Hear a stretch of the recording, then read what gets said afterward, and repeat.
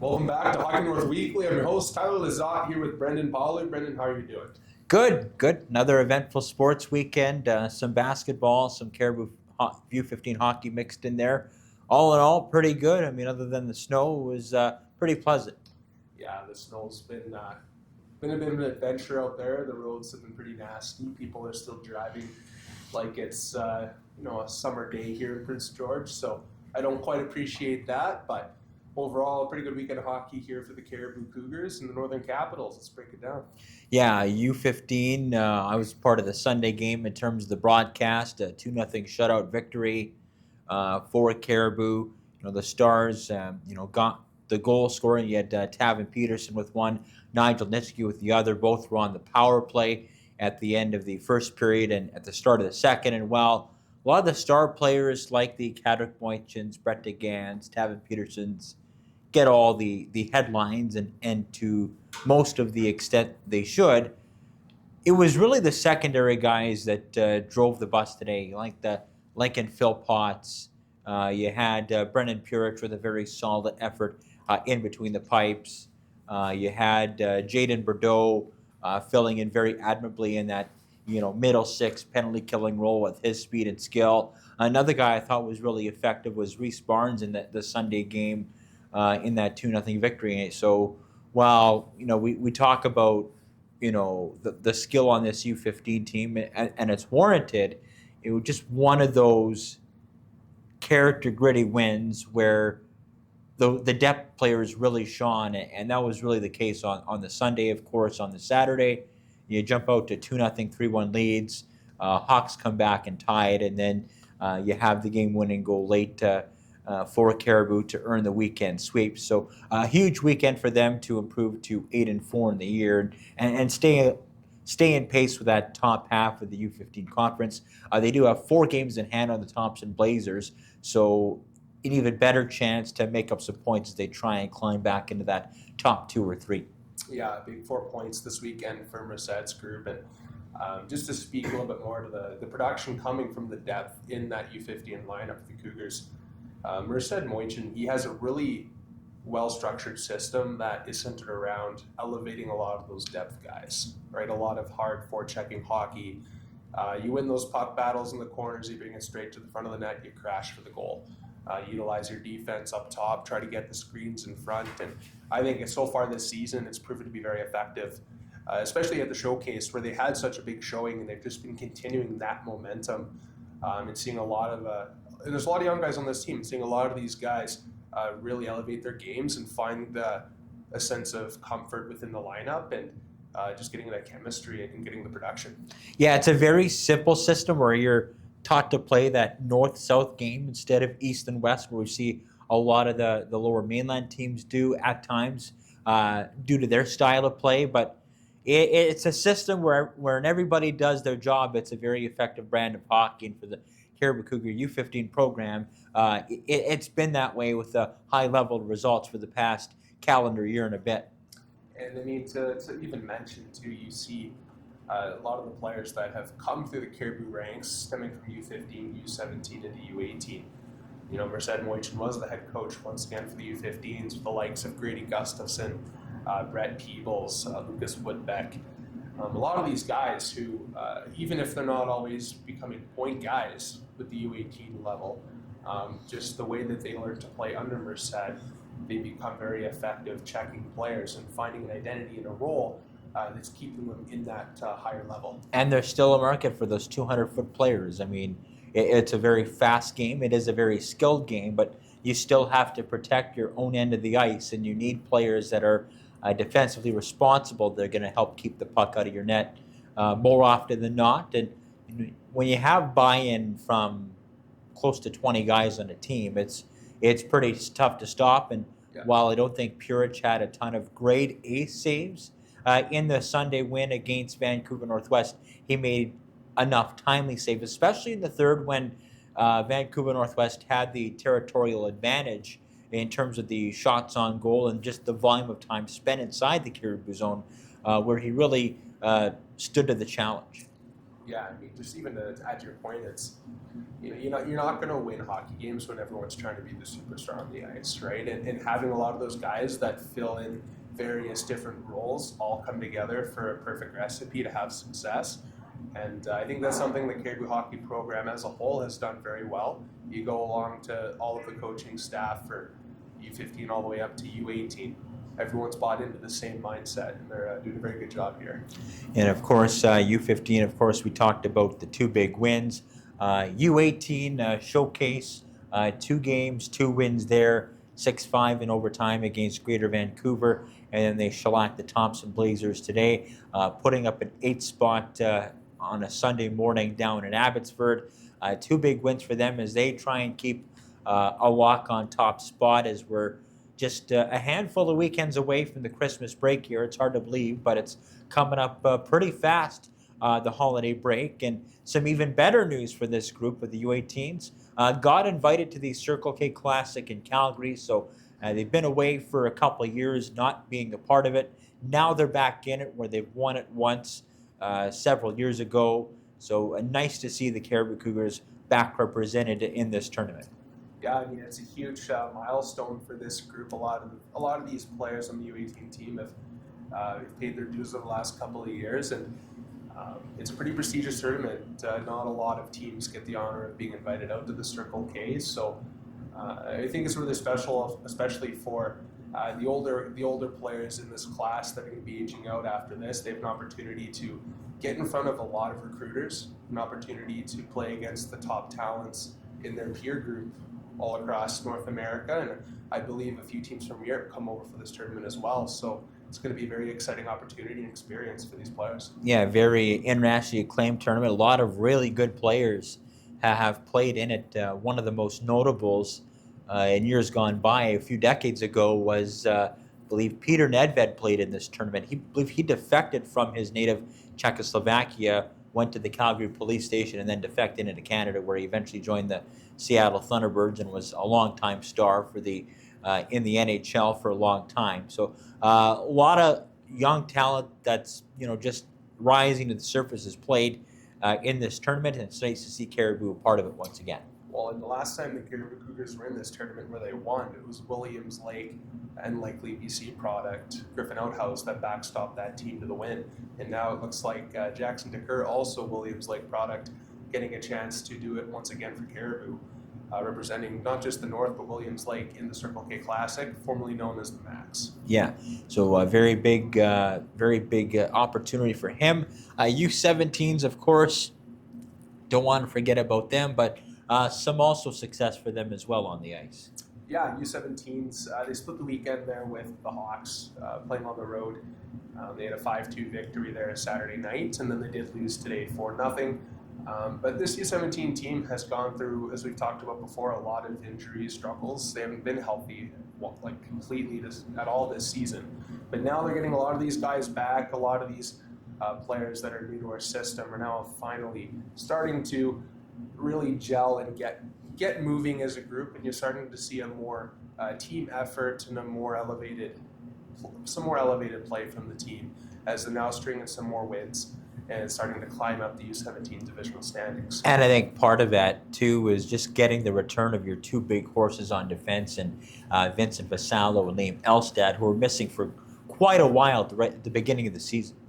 Yeah, I believe Liam Elstad had only played 2 shifts to start the year up until a couple weekends ago. So he was very happy to get back into the mix. The same with Vinny Vasallo, and not to mention, too, Dylan Stanley, who got moved down from U18 to U17. It was a very welcomed addition on defense for the U17s, bringing a lot of skill and experience to the team.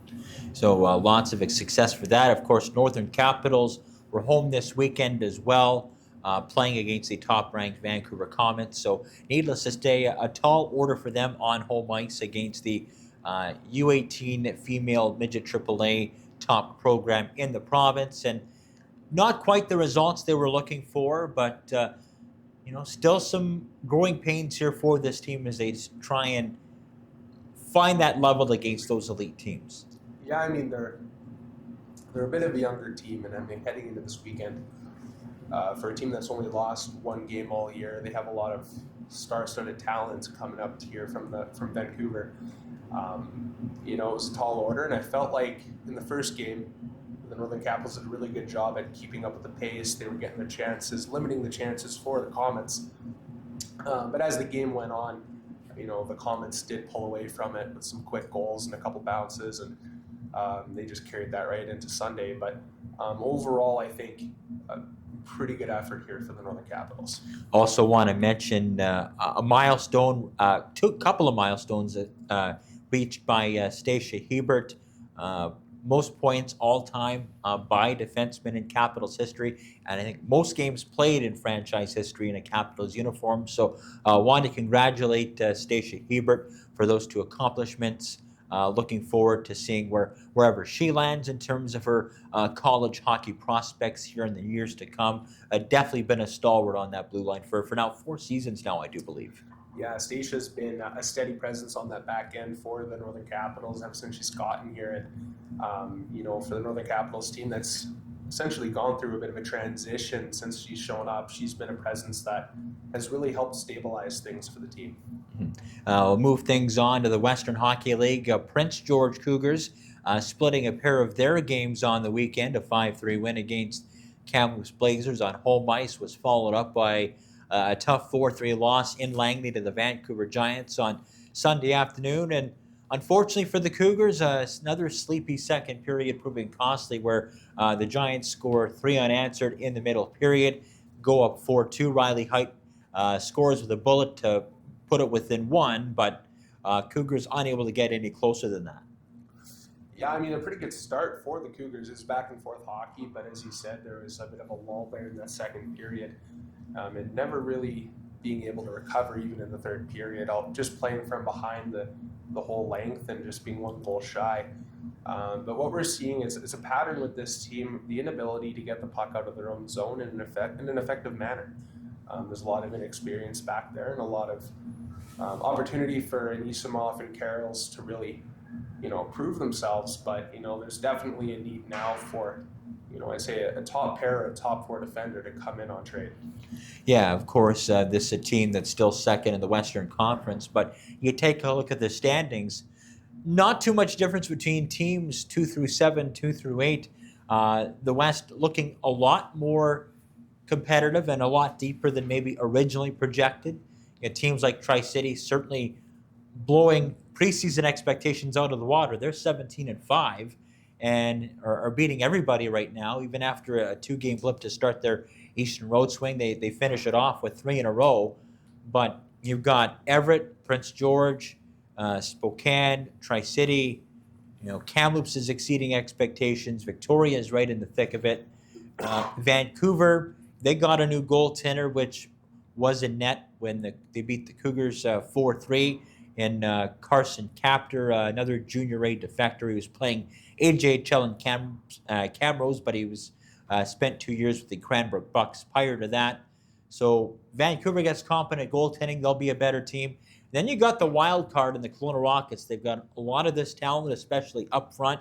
About 500 right now, currently out of a playoff spot.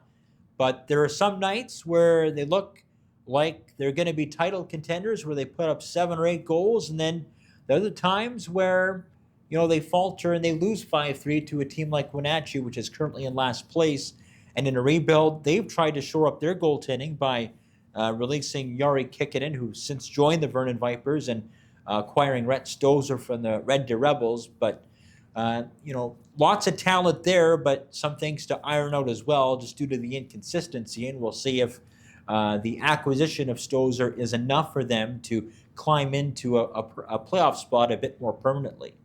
Yeah, it's going to make things very interesting. As you mentioned, there's not a lot of gap between a lot of the teams racing for a seeding in this division and even in the conference. And it's going to make things very interesting heading towards the trade deadline there in January, as I think you're going to see a lot of teams believing they have a shot, right? If it's this wide open, a few additions on defense for some teams, a few additions up front, maybe in goal, now all of a sudden it's a whole different race. So it's going to be very, very intriguing to watch as these teams play out up here until Christmas and playing it into the new year post-World Juniors, seeing which guys become available on trade coming back from the World Juniors, and just to see where teams are still sitting in the standings and who's going to be making the moves to buy and who's going to be making the moves to sell and retool for a couple seasons from now. And then you've got that new factor with the eligibility change of the NCAA, where you're seeing a ton of players from a lot of junior leagues, but especially the BCHL, flocking to the Western Hockey League and abroad to other major junior products like the O and the Q. That's still very much in play, as well as everybody, trying to collect as much information as they can before making a final decision. But the player movement very, very fluid right now, all over the place. Yeah, I mean, it's very interesting to see how it's been playing. Like when BC Hockey decided to exit Hockey Canada and BC Hockey, a lot of people perceived it as controversial, and it really was. The BCHL having the bragging card of being the only league in Canada to produce NCAA talent under the CJHL umbrella, right, in the junior A ranks. Trying to take that to build their league up. And I think at the time, no one could really foresee that the NCAA would go back on their ruling to allow major junior players from the CHL to come play Division One. So now that that's been reversed, it's going to be very, very interesting to see how everything unfolds, especially with those 5 teams from the AJHL that left to come join the BCHL. The landscape's completely rocked. And of course, the nil in the NCAA south of the border, where a lot of the athletes are now getting paid for their image and likeness, as well as the transfer portal in other major sports down south, such as basketball and football and hockey to a certain extent as well. That also kind of changed the course and paved the way for this rule change. That they couldn't really justify consider WHL players pros anymore, because a lot of their elite level athletes were getting paid hundreds of thousands, if not millions of dollars, before even going to the pros as it was. So they really couldn't stand by that ruling anymore. Yeah, and I think it speaks to how the culture is changing here in college sports, and a lot of athletes are getting the opportunity to, and it's very much due to the social media presence, being able to have the personal brand, being able to go and acquire endorsement deals and assets as an individual, and while participating in their college sports and getting their education. So it is, it's a very interesting time right now for not just the NCAA Sporting Association, but also here in Canada as well. Also want to congratulate former PJ Cougar Colin Desane, now with the Swift Current Broncos, scoring a scholarship to UConn. So a very highly touted school that Desane is going to after his junior career is over with the Broncos. Of course, Desane spending 2.5 years in a Cougars uniform, very well liked by the fans and by everybody. So we do want to congratulate Carlin for his scholarship secured with the UConn, even though he's not with the Cougars anymore. So congratulations, Carlin, on that, and we wish him the very best. Of course, we had other hockey action elsewhere in the KIJHL, BCHL, Prince George Spruce Kings. Just the one game this weekend at home, falling 5-2 to the Spruce Grove Saints in an all-Spruce matchup in downtown Prince George. And again, the consistency not quite there for Prince George through an entire 60 minutes. Yeah, I mean, that's been the pattern for the Prince George Spruce Kings. Essentially, every game this season is, they'll have a dominant period, and then they'll have a period where they're just kind of on the back of it a little bit. And it's going to be very interesting to see what the Spruce Kings do from here. They're now, I believe, second last in their conference in the BCHL. So, a bit of a kill to climb now, more so than what we could have said maybe a couple of weeks ago. So we'll see if the Spruce Kings look to make a few more moves, or what direction General Manager Mike Haas wants to take the group. And of course, you don't want to panic this early in the season, but once you get past, the Christmas break, the trade deadline is virtually right around the corner, and then it's pretty much a sprint to the finish in terms of securing a playoff spot. So while you don't want to hit the panic button, there is a sense of urgency amongst this organization to string some wins together. Yeah, I mean, and this is usually the time of year where I think teams that are struggling to get themselves into the playoff picture will try and make moves, shake things up a little bit, as they do have a bit of a shorter season as compared to the WHL, and a lot of these games are going to matter more and more heading into December and then into January. So I think it's going to be very likely that you'll probably see something happen with the Spurs Kings within the next 3 to 4 weeks. And of course, not only do the Spurs Kings have a couple of home games left before the Christmas break, they're December 13th and 14th against the Langley Rivermen, but you've got the Prince George Cougars home a couple of times in early December against Regina and Kamloops. Teddy Bear Toss, I do believe, is set for December 7th against the Blazers. And then we'll be at the rink a ton, especially here within the Kin Arenas, as we have a ton of Caribou games between next weekend all the way until the 21st and 22nd, where all the age groups are playing double headers virtually every weekend from here on out until that holiday break here at home. So a chance for a lot of the PG-based hockey teams to make some hay on home ice before heading home for the holidays. Very well said. And anything else to note from around the north here this weekend? Not at the moment. I know that there's talk about Caden Lindstrom coming back to Medicine Hat soon, as he's got some favorable prognosis on his back injury that's kept him out all season so far. He's been rehabbing that injury in Columbus, where he remains with the Blue Jacks. But it's expected at some point he will return to the Tigers lineup. It's just a question mark as to exactly when. I know that you got all your major junior guys on the dub rosters, of course, and your Smith Redmonds, Chase Arringtons, Cameron Schmidt. I don't believe played a shift in Sunday's 4-3 win against the Cougars. I didn't hear his name in that game. You've got Tanner Mollendijk, of course, with the Saskatoon Blades. I mean, it's getting to that time of year where everybody's trying to kick things up a notch as we head towards the second half of the season. Very well said. Now we're going to go on to an interview with the anthem singer of the weekend here for the Caribou Cougars Northern Capitals and public address man, the man with the best dress suit, Marcus Malm. Now, Caribou Cougars and Prince George hockey superfan, anthem singer, public address announcer. We see him around the rink all the time. He pretty much does it all, from cheering to everything else. It's Marcus Malm. Marcus, welcome to the podcast. Thank you. I've been watching this podcast for a couple of years now, and it's finally been an honor to join this awesome podcast that covers hockey in the North. This is like a super cool part of, there's so many people who are passionate about hockey in Northern BC, and I just want to be a part of that. And it's just a big family feel from everybody in the Caribou organization, to you, to Tyler Brough and Trevor Sprague, to all the coaches, all the players. I enjoy having a relationship and a friendship with each and every one, and I can't wait to see where things go from here. So let's wind things back to the beginning. How did this passion towards the Caribou Cougars and the Northern Capitals, so we see you in this building probably the most, and within the Kin Arenas, you go to a lot of Cougar games and Spruce Kings as well. But where did the love affair, for lack of a better term, with the Caribou program start for you? How did that all begin? Well, I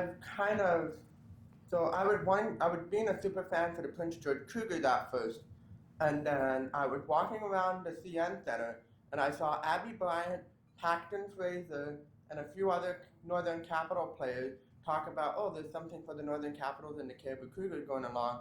And I decided, hey, maybe I could bring my drum here. And I thought they gave me a piece of paper that showed all the Caribou and Northern Capitals. And then I decided to go to some of the games, and they hit it out of the spot immediately. Like, it was so welcoming. Everybody was so happy to see me here. It was like I joined a family right from the beginning. Yeah, and of course, you're at all the games. We've now, we've gotten to the point in our relationship with you, not just the coaches, but us here with Hockey North and the Cougars, that you've helped us out in terms of a volunteering aspect, in terms of singing the anthem, being public address. What have those experiences been like for you when maybe it wasn't your original intention to get that close to the action? Well, I've always wanted to help other people. I've always felt passionate about hockey, and I'm like, they've given so much to me. I feel like I need to pay them back in my own way. help them out, do whatever I can, just basically do what I feel to help this program out and really elevate Northern BC hockey to another level here. Now you have your own social media, your Instagram channel. You're pretty passionate about a lot of Northern hockey. You even sung the anthem this weekend at a couple of games. What was that like for you? Pretty cool. I was a bit nervous at first, but then I realized, like, okay, I'm doing it for a whole bunch of beauties, so, you know, gotta go full send and just get it on. Does is Canadian Idol or Canada's Got Talent in your future, Marcus? I don't know, maybe I could just sing, like, some random song, like, cause I was born to be alive. Well, we love your sense of humor about this. Do you have a favorite Caribou player or Northern Capitals player that you've watched over the years, or any memorable moments that come to mind for you? For me, I would say, first of all, for players, my favorite players on the Caribou Cougars have been Isaiah Bagley and Kenyon McIsaac. You know, those guys were lit in the lamp and going full send and being a beauties as always. And I also, from the Capitals, you know, I like the whole graduating group of last year, you know, with Abby Bryant and Sage North. You know, they were so good as a team, and I felt like that was the group that I kind of grew up to know. And, you know, I hope they're doing very good things in the college hockey career for sure. Yeah, I may have already asked this, and you may have partially answered this already, but what is it about being at the rink that's so fulfilling for you? Whether it's Caribou, whether it's Northern Capitals, Spruce Kings, Cougars, you name it. What is it about being at the hockey rinks here that make it feel like home for you? It's just that everybody's been very welcoming. You know, I feel like I come in and I know everybody. I always get so hyped for the game. I don't even need a coffee or a Red Bull. You know, I just go full send into the game, and I'm like, hey, time to go full send. You know, got to cheer on my boys and girls and get some points in the standings, and let's do it. Of course, you got three teams in the Caribou now in the KI, Quesnel, Williams Lake. You even sung the anthem at 100 Mile last year, I do believe. What was that like? Oh, that was pretty cool, you know. I like singing the anthem for small town. It was a small barn, and everybody really appreciated it. But the thing is, I like the KI for the chance that they have small towns the opportunity to have hockey. You know, like I've seen some small communities like Grand Forks and Golden and 100 Mile, you know, and Chase, BC. They all have opportunities to have hockey of some sort, and that's what really grows Canada's game, and that's why you see so many passionate people wherever you go in this sport in this country. And like this game is so established that like even when you go into small towns, you see the barns get packed. Yeah, and, you're seeing the response from the community. I went out to Williams Lake early in the season with David and Tyler, and it was pretty full on a Tuesday night. They went out Quesnel a week later to watch 100 Mile, a good attendance there. I know another trip is in the works for us coming up here, but it's a pretty exciting time for Northern hockey. You have all these teams now kind of all in that one corridor across a couple of different leagues, and it's going to give a lot more of the local talent or the surrounding area talent more opportunities to stay at home and develop. Yeah, and like that's what I really like about this is that we're already seeing hometown kids with their team, like Isaiah Bagley with the River Rush and Asher Lucas playing with the Williams Lake Mustangs. Those are the players that play for their hometowns, and it's really special to see. We've also seen the additions of Logan Hauk into the Mustangs and a couple other Caribou guys, Garrett Feeney, Noah Perez. They were all parts of the KI that were playing for Caribou, and that's why I feel very happy that I get to see some of these players stay at home, develop, move on to the next level, and just going to give more chance for kids to play maybe HEAC or ACAC or BCIHL, many different options out there, and I love seeing that. And one thing I will say, going back to the Caribou part, is that the one thing I love seeing and seeing all these different players move on to the next level of junior hockey and seeing how far they get to, and that just makes me feel more happy to support all of them. That's kind of exactly how I felt when I've, watching hockey growing up throughout my entire lifetime. Going to the junior ranks, watching U18, U15, U17, even junior A and junior B. Even the most hockey aficionados that focus more on the pro leagues and the NHL.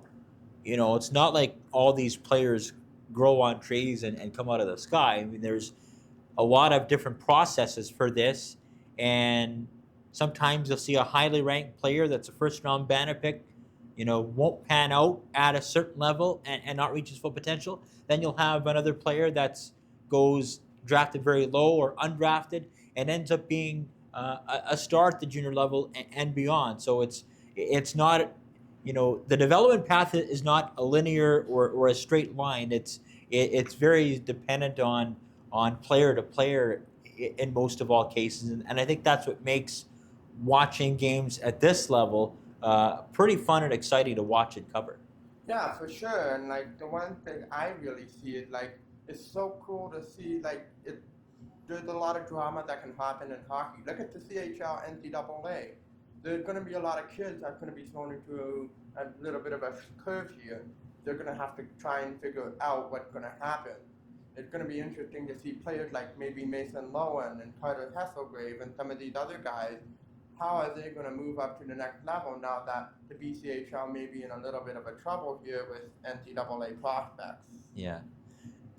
Just maybe talk about, are you from Prince George originally, and how did you first get involved with hockey? Well, I first originally got involved with hockey when I was, I'm sorry, I'm stuttering here a little bit. Sorry, I'm just It's okay. gotta think about it a little bit. That was a bit of an overwhelming question. Yeah. Can you say that again? Yeah, like, how did you first get involved in hockey, I guess? Well, I never really had a big chance of playing hockey at a super high level, but I was looking at something to do after COVID in 2021, and I watched my hockey teams in the NHL, like the Dallas Stars and stuff, and the one thing I would notice is that I wanted to cheer on teams in a different way, and I wanted to be more closer. And I know there's no NHL team in Prince George, but how can I be a fan of a hockey team, be a little more dedicated? And then it was 21-22 when we were first getting out of COVID, when I was really deciding to say, hey, maybe I should become a super fan. And then I watched Superfan Magoo on TikTok. He is a super big Oilers fan. Like, he has Oilers tuxedo, Oilers everything, decked out in entire Oilers gear. I'm not crazy to the point where I do that with the Cougars, but I definitely want to contribute, and he definitely helps out with minor hockey programs in northern Alberta, with some smaller towns like Calling Lake, BC, Cold Lake, Alberta, and to see him give back to these small towns is going to be really good. And yeah. How far do you think some of these teams can go this year, you think? U18s, I think they can go pretty far. I think that we need to work out some consistency issues first. But then if we can figure out how to mentally adjust to some games, I've known we've blown some leads and probably lost some games we shouldn't have. I think that overall, if we find out our team and maybe improve on our special teams a little bit better, I think we'd be good to go. With U17, I think we can be an underdog team, especially with the additions of Stanley and Gadbois. I definitely can see U17 pulling off a little bit of a Cinderella run and maybe go a couple rounds. U15s I absolutely love. Kadrick Moishin, what a beauty. He has such a good shot. I love watching him. He's so good with the team. I think he's going to help U15 go a long way. I definitely hope to see him in the WHL draft on draft day. That's one thing I'm definitely going to be hoping to see. And then the Northern Capitals, I think it's going to be quite an interesting league to watch because the Comets are actually the only team above 500 right now. Everybody else is now under 500, which means it's going to be a lot of parity, a lot of struggle in the standings, and we've seen that with the Capitals with their weekend against Fraser Valley and Vancouver Island, where they came with splits. It is such a parity league that to the point where we're going to see a battle for second place, and I think that the Capitals can pull it off with some of the experience. I can definitely see some players like Nicole Bateman and Paige Sheik, along with the core of Lauren Baker and Stacia Hebert and Peyton Planetta, that core of players that's been here for a couple of years, plus with some of our new players like Johanna Ketter and Reese Overton and Poppy Watson. They've all joined a good core as well. I definitely can see the Capitals pulling off a finals run. And who knows, I think Hayden James Bear is going to have a lot on his plate to kind of change the course to make the Capitals more competitive against teams like the Comets. But we have a lot of opportunities to develop at tournaments coming up that the Capitals will be going to. Yeah. Are you going to be going to the Winter Classic towards the end of January? I'm hoping to maybe pull something like that off this year. The last 2 years I wanted to go, but then things didn't work out. But hopefully this year I can try and go to the Winter Classic, maybe sing the anthem there, maybe sing a couple of songs in the intermission, do some pre-game entertainment, I don't know. But just have some fun. It's going to be a fun weekend if I do go, and it'll be a blast. Well, Marcus, it was certainly a pleasure finally having you on our podcast, and we certainly appreciate you coming out, cheering on, supporting our teams, and supporting our podcast. And I'm sure it's definitely reciprocated through you that you appreciate our coverage not only with Caribou but through this showcasing and giving our northern players a much deserved and needed platform. Yeah, and that's why I really like this, is because this brings an opportunity to so many players, and I think that it's also cool to see someone like D'Lo doing the highlights and Tyler showing his passion for the game, because we all have the atmosphere of being a family, and I definitely love seeing everybody here. I love everybody, whether you're a player or a coach, I feel like we're all one big family, and I really appreciate having everybody there as one team to be the best family. This is the best family I've been a part of, and all I can say is go Caps go Capitals go Spruce Kings go, let's go. And that's a wrap for Hockey North Weekly. I couldn't have finished it off any better myself.